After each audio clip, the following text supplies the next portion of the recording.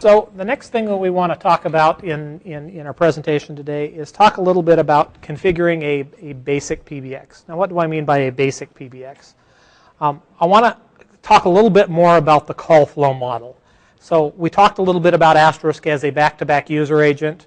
We talked about Asterisk bridging two separate calls. I want to go into that in a little more detail.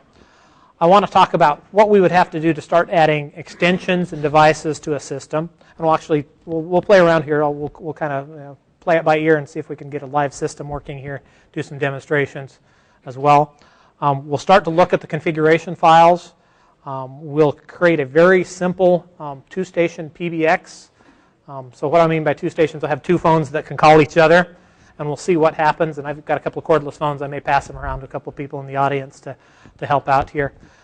And then we'll talk about some debugging techniques, some things that you may want to start learning about as you're setting up an Asterisk system and troubleshooting calls. Does that sound good? All right. So remember what I said earlier, that anytime there's a conversation between two people on an Asterisk system, there's really two calls going on in the system. There's a call from the first person, let's say Bob, to Asterisk, and then there's a call from Asterisk out to the second phone. Let's say it's Betty's phone. Okay, so if Bob's calling Betty, it's really a call from Bob to Asterisk and Asterisk to Betty. So over the next few slides, we have kind of a 12-step model for how to get calls flowing through a system. And it is a 12-step program, and I'm going to say, hi, my name is Jared, I'm an Asterholic. Okay. Now, I will point out that these 12 steps are kind of an oversimplification of what happens. There's a lot more detail that we can get into, but again, I want to kind of cover the high level call flow model of what's happening. So let's start out with step number 1 here. So Bob picks up his phone and he dials Betty's extension. Let's say Betty's extension is 202. Bob picks up his phone, dials 202. What happens there? Well, his phone sends a message off to the Asterisk server using, in this case, a voice over IP protocol, the SIP protocol, and it sends a message to the Asterisk system. Okay. Step 2, that comes into the SIP channel driver in Asterisk. Why the SIP channel driver? Because it was a SIP message, and the SIP channel driver is sitting there listening on the network for SIP messages, and then it's going to bring those into the core of Asterisk. And so that SIP message is what we call an invite message. That invite comes along and says, hello, I'd like to set up a call with you, a session with you. And embedded in that SIP message, in that invite message, is some information about what codecs are supported and the number that was trying to be reached and that sort of thing. Okay? So as he's saying, hello, we want to talk to extension 202. I support these different audio formats. Everybody with me so far? Okay. Step 3 is that the SIP channel driver establishes a session with that phone. It says, okay, yeah, we can have a phone call. I'm going to use this audio format, and they agree on IP ports, network ports to listen on, and that sort of thing. And we have a session established. Okay. So that takes us to step 4, where we've got kind of the first leg of the call setup. We've got SIP signaling set up between Bob's phone and Asterisk. We may even have some audio flowing back and forth.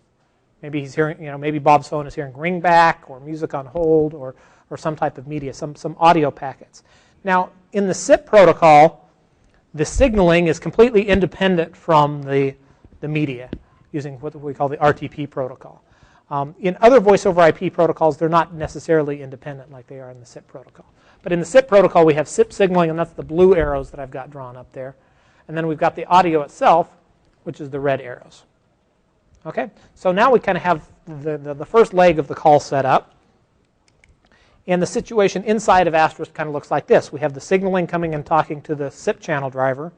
We have the audio coming back and forth out of the RTP driver. And now the call is going to go into the core of Asterisk and say, okay, now that I've got this first leg of the call set up, connect me to extension 202. Okay.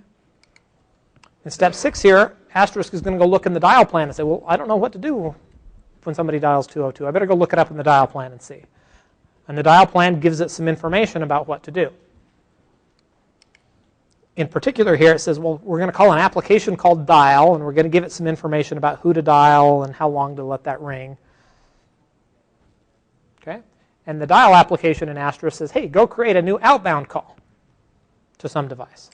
And so that dial application is going to go back through the core of Asterisk and go out through the SIP channel driver and say, hey, I want to create a new SIP channel, a new SIP session out to that other phone out there, Betty's phone. Okay. In step 9, we set up the session with Betty's phone.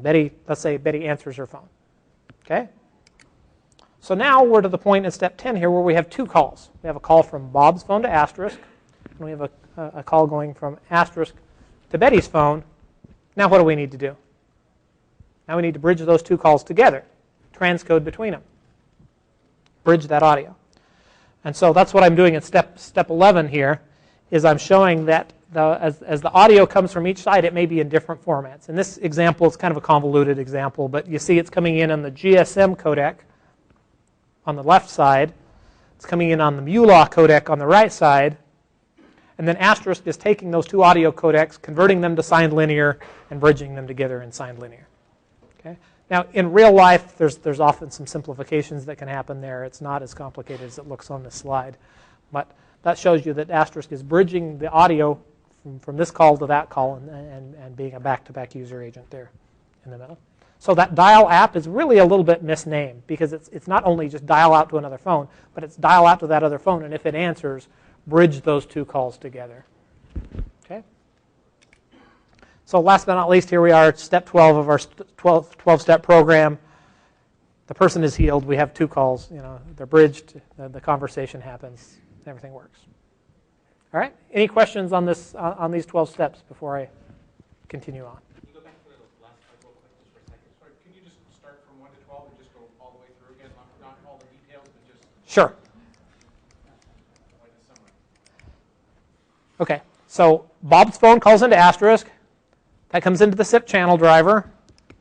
The SIP channel driver authenticates that call and then responds back to Bob's phone. And now we have a call set up, a session set up between Bob's phone and Asterisk. Now we go to extension 202. Asterisk looks that up in the dial plan. Says, oh, I need to find out what I'm supposed to do with extension 202.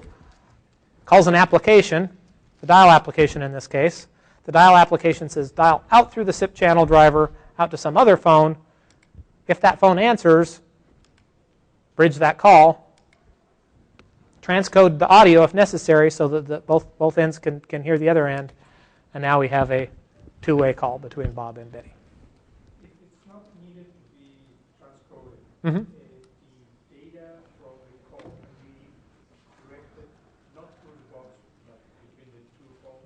Yes, it's slightly complicated, but we support the idea of what are called re-invites, meaning once the call has been set up, Asterisk will go to Bob's phone and say, hey, Bob's phone, can you talk to Betty's phone directly?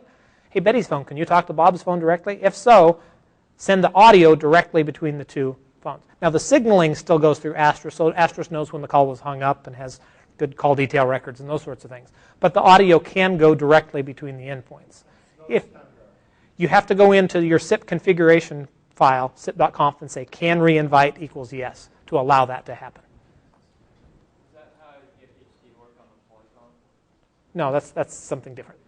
Yep. Question over here. If they're using the same codec on both phones, is there any transcoding done in that call? No, it just passes through the audio packets back and forth. Yep.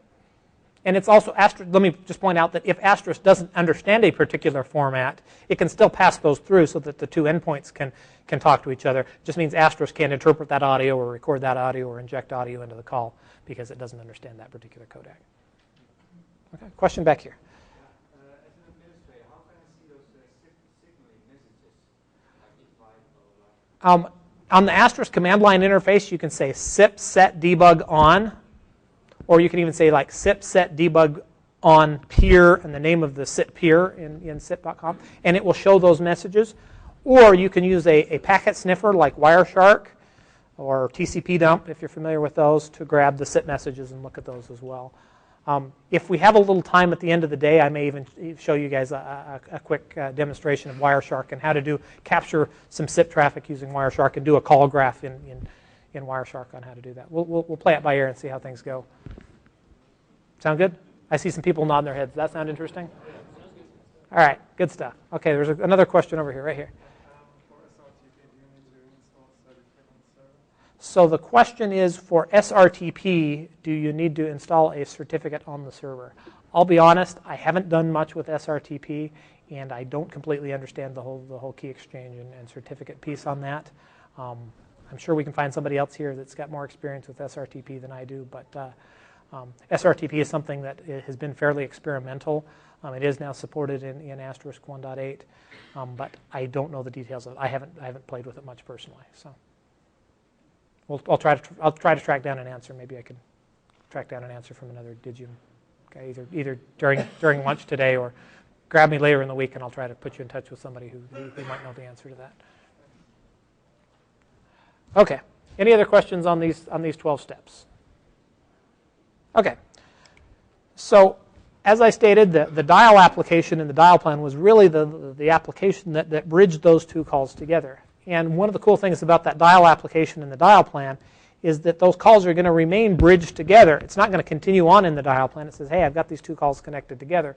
They're going to stay connected until someone hangs up the call, or the call gets transferred, or for some reason the system is told to tear down that call. Okay. Now, as I explained, those 12 steps were an oversimplification.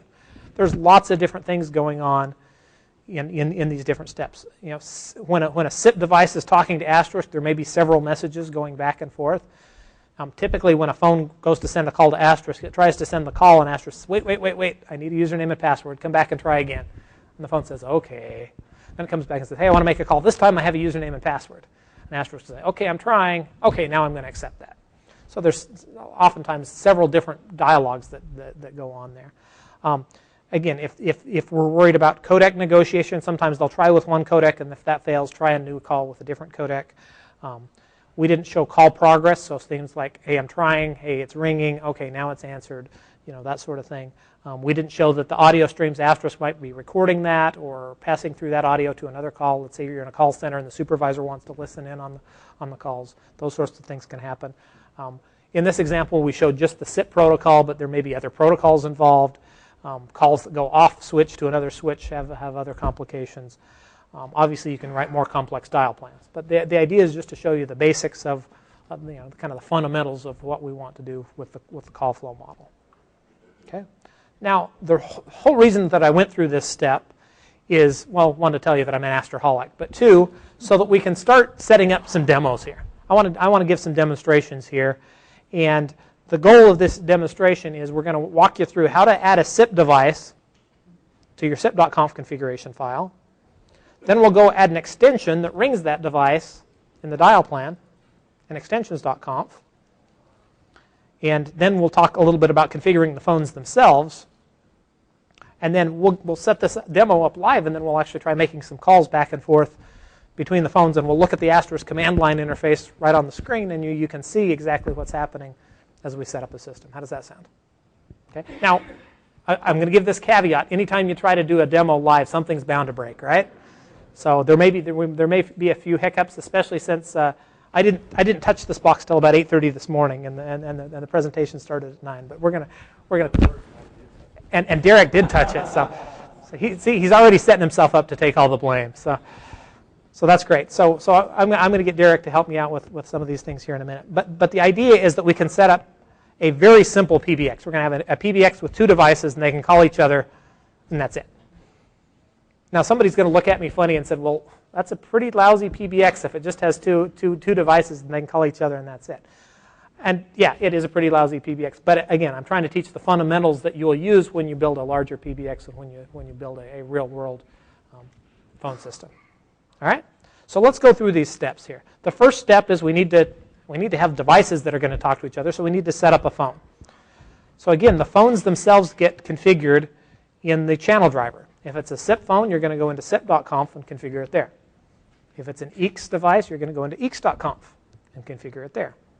If it's an analog phone, then you're going to have a card in your machine that you use the DOTI driver for that card, and then you're going to configure the signaling and things about that channel in the chan.doti.conf configuration file for the DOTI channel driver. Okay? So let's look at SIP first of all, because that's typically what people start out with when they're building an Asterisk system. So we're going to open up SIP.conf, and the easiest way to start out is just go to the very bottom of the file and add